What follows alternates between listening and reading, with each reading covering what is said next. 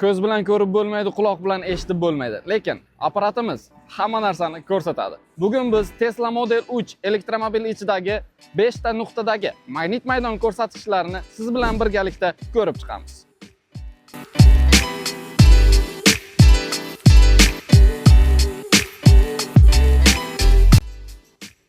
Birinchi nuqtamiz haydovchi o'rindig'i 1.2 milligauss.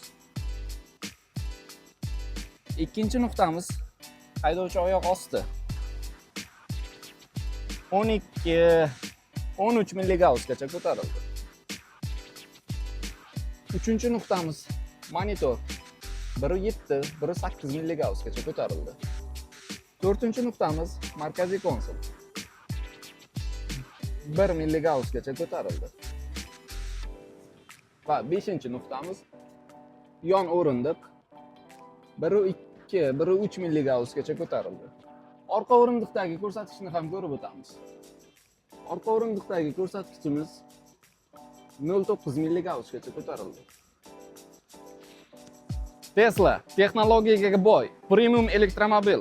Uning ichidagi eng yuqori magnit maydon ko'rsatkichi 13 milligauss haydovchi oyoq ostida. Sizning ham elektromobilingiz ichidagi magnit maydon ko'rsatkichlari qiziqmi? Unday bo'lsa, ekraningizdagi telefon raqamlariga aloqaga chiqing. Biz sizning ham elektromobilingizni test qilib beramiz.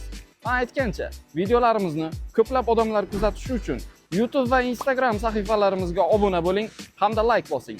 Keyingi real testlarimiz qaysi elektromobillarda bo'lishini kommentariyalarda yozib qoldiring.